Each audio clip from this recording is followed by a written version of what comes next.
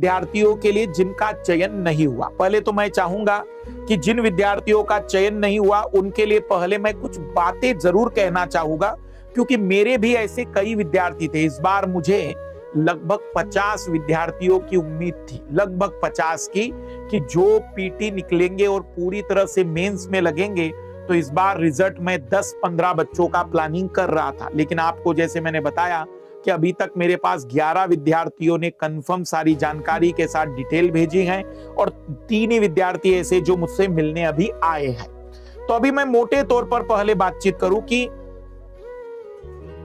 No doubt आपने मेहनत की थी, आपने ईमानदारी पूर्वक प्रयास किया था, और मैं ये मानता हूं कि आपने अपनी ईमानदारी से सारा काम किया था। पर उन 2 घंटों में या इस दोनों पेपरों के उन 2 घंटों में 1-2 नंबर से आगे पीछे होने से आप असफल और मूर्ख साबित नहीं होते।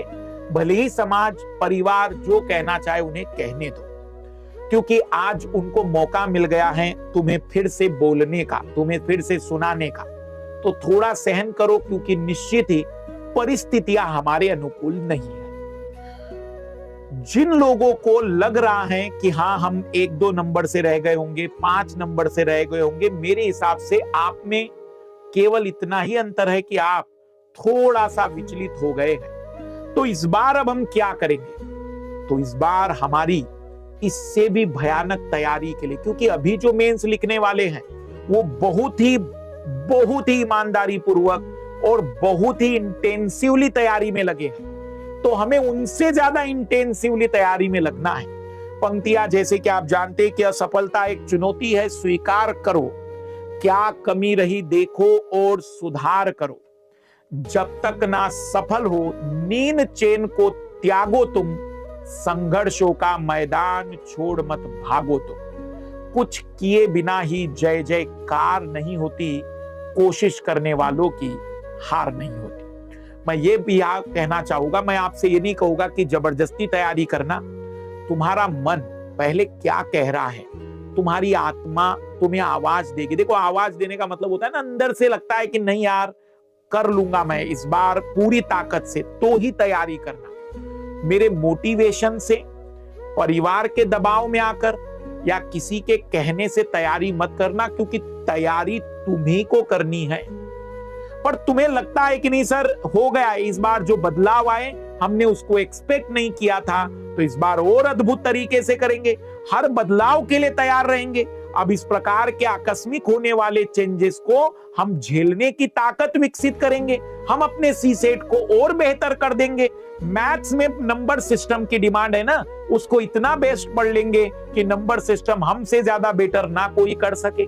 रीजनिंग में जो कंसेप्ट है उनको फिर दोहराएंगे, कॉम्प्रिहेंशन को और बेहतर करेंगे, जनरल स्टडी में वो प्रैक्टिस करेंगे कि हम गारंटेड उत्तर निकाल सके, गारंटेड बता सके कि ये सही होगा कि गलत होगा। और इतना ही करना है कि बाकी दुनिया 40 कर रही होगी तो मैं 45 करके आ सकूं।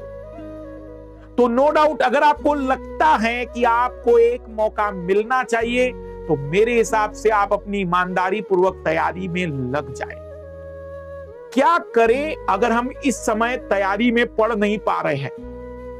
देखो, रिजल्ट के नकारात्मक आने के बाद कई बार पढ़ाई में मन नहीं लगता। जैसे मैं आपको बताऊं कि मैंने ये जो सिचुएशन ज्यादा फेस की वो यूपीएससी में नहीं, क्योंकि ज्यादा अटेम्प्ट मेरे यहां नहीं थे मतलब मैंने दिए नहीं, पर मैंने ये सिचुएशन मेडिकल के एग्जाम में बहुत फेस की है कि जब आप असफल होते हैं फिर आपको अगली बार के लिए पुनः तैयारी की शुरुआत करनी पड़ती है, तो पढ़ाई में कुछ दिन मन नहीं लगता, खास करके नकारात्मक रिजल्ट के बाद। तो मैं क्या करता था, ज्यादा से ज्यादा टाइम क्लास में बिताता था। क्लास में यह ज्यादा सही समय होगा।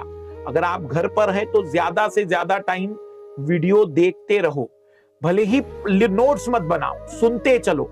जो भी वीडियो आपको लग रहा हो, अगर आपको लग रहा हो कि मेरे वीडियो आप सुन सकते हैं तो मेरे वीडियो देखो। अगर आपको लग रहा है कि आप किसी और चैनल पे, जैसे मान लेते हैं कि संसद टीवी है, वहां पर कुछ देख सकते हो तो उसको देखते चलो।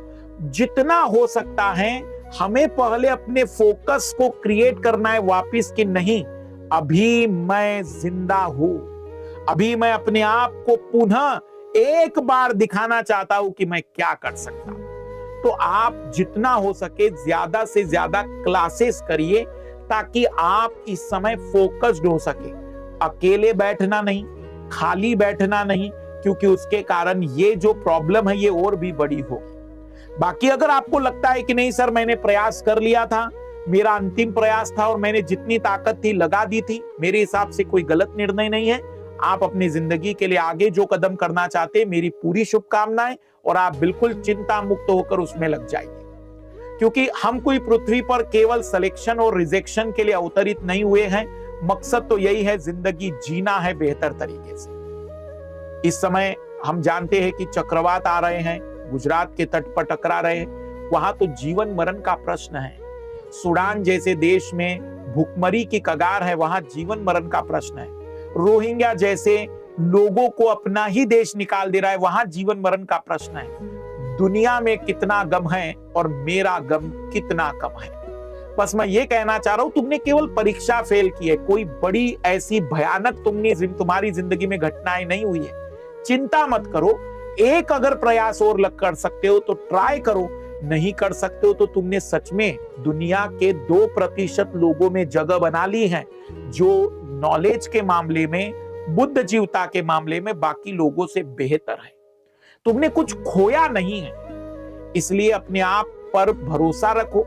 आप कुछ न कुछ अद्भुत करोगे, बेहतर करोगे। अरे जब कम मेहनत करने वालों को भगवान इतना दे रहा है तो आपने तो मेहनत की, आपको क्यों नहीं देगा।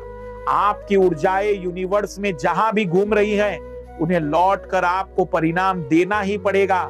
क्योंकि अगर वो परिणाम नहीं दे पाई तो वो जाएगी कहां, वो कब तक भटकती रहेगी। इसलिए केवल इतना सा विश्वास रखो कि तुमने यदि मेहनत की है ना तो तुम्हें रिजल्ट मिलेंगे। तो मैं अब थोड़ी सी कुछ बातें बताना चाह रहा हूं कि जो विद्यार्थी इस बार देने जा रहे हैं, ज्यादा बातें नहीं कहूंगा क्योंकि रणनीतियां बहुत बार बता चुका हूं। सबसे पहले आप अपने अधूरे विषयों को पूरा करिए। सारे जितने अब विषय हो बच गए हैं, प्रीलिम्स मेंस के सब विषय, अधूरे सब्जेक्ट को। दूसरा स्टेप, आप अपने वीक सब्जेक्ट को पूरा करिए। वीकनेस जहां भी है, सीसेट, इकोनॉमिक्स, जहां पर भी।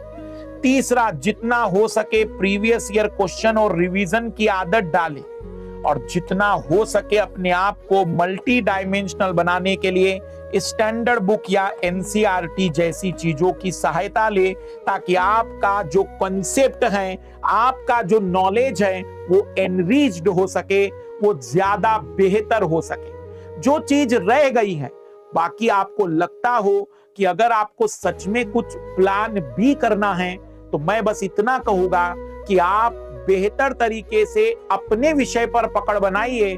प्लान बी में आप YouTube जैसा प्लेटफॉर्म है, न जाने कितनी चीजें आपके लिए खुली होगी जैसे जैसे आप उसमें प्रवेश करेंगे। सादे सादे लोग जो व्लॉग बना रहे हैं, उनके जीवन बिल्कुल ऐसे नहीं है कि जिनको हम कहेंगे कि वो प्रभुत्वशाली है, लेकिन लाखों करोड़ों कमा रहे, पैसा आप भी कमा लोगे। सबसे ज्यादा इंपॉर्टेंट है ये युवा अवस्था में इस समय मिलने वाला मौका और टाइम। नो डाउट तकलीफ होती है, नो डाउट असफलताओं में कहीं न कहीं चुनौतियों का सामना करना पड़ता है, लेकिन अगर यही वो समय है जहां तुम्हें अपने आप को थोड़ा मजबूत तो करना पड़ेगा और ये प्रश्न पूछना पड़ेगा, क्या मैं जिंदगी में कुछ भी नहीं कर पाऊंगा? क्योंकि निश्चित ही आपने बहुत अच्छी तैयारी की है, आपने पढ़ा है, चीजों को जाना है। अरे दुनिया वाले कम पढ़ के इतना अद्भुत कर रहे हैं, आप कुछ तो बेहतर कर लेंगे। थोड़ा खराब समय गुजरेगा, जब अच्छा समय गुजर जाता है तो ये बुरा भी गुजरेगा। थोड़ा सा इसे समय दीजिए। तो मैं केवल इतनी रिक्वेस्ट करूंगा, वीक सब्जेक्ट, और कोशिश करेंगे कि इस बार ये अधूरा subject, weak subject, previous year के क्वेश्चन अक्टूबर में ही खत्म कर दो, ताकि नवंबर से इतना रिवीजन कर लो, इतना रिवीजन कर लो कि क्वेश्चन में, एग्जाम हॉल में हम सटीक रूप में बता सके कि ये सही होगा कि गलत होगा। कट ऑफ जो जा रहा होगा एग्जामिनर के कट ऑफ से, हम हमेशा ही अपने आप को 50% आगे रखेंगे। कट ऑफ 40 नंबर का जा रहा है, हम 60 लाएंगे। कट ऑफ 100 नंबर का जा रहा है, हम 150 लाएंगे। कट ऑफ 80 नंबर का जा रहा है, हम 120 लाएंगे। हमारी उम्मीदें और भी मजबूत करेंगे, क्योंकि हम अभी इतने जल्दी अपने आप को सरेंडर नहीं करेंगे, क्योंकि हमने ईमानदारी से पढ़ाई की। बाकी थोड़ी बहुत तकलीफें रहेगी। अब 2024 के वे विद्यार्थी जो नए हैं, जो थोड़े डरे हुए हैं, डरे हुए क्यों है? क्योंकि ऑब्वियसली जिस तरीके का क्वेश्चन पेपर आया था, आपको अपने ऊपर भरोसा रखते हुए खुशकिस्मत हो तुम कि तुम्हें पहले ही पता चल गया है कि पेपर ऐसा आने वाला है, पेपर का चेंजेस हो सकता है 24 में भी, तो अब तुम मेंटली प्रिपेयर रहोगे। तुम जब एग्जाम में बैठोगे तो तुम ये नहीं एक्सपेक्ट करोगे कि बदल गया, तुम्हें पहले ही पता है कि बदलने वाला ही था, बदलता ही रहेगा। अनएक्सपेक्टेशन उसके साथ जुड़ा ही हुआ है, इसलिए आपको डरने की जरूरत नहीं, बल्कि और मेहनत बढ़ाने की जरूरत है। और डर किस बात का भाई? सच में युवा अवस्था में भी अगर तुम्हारे अंदर डर पैदा हो रहा है, अगर युवा अवस्था में भी तुम अपने ऊपर विश्वास उत्पन्न नहीं कर पा रहे हो, तो जिंदगी का कौन सा पड़ाव तुम सोच रहे हो कि तुम सफलता हासिल कर लोगे? यही वो ऊर्जाओं का दौर है जब तुम अपने परिणाम को बदल सकते हो अपने अनुकूल। इसलिए छोटी सी रिक्वेस्ट है, डरना नहीं है। जो नए विद्यार्थी 24, 25, 26 वाले, समय है आपके पास, दिशा है आपके पास, सभी चीजें विकल्प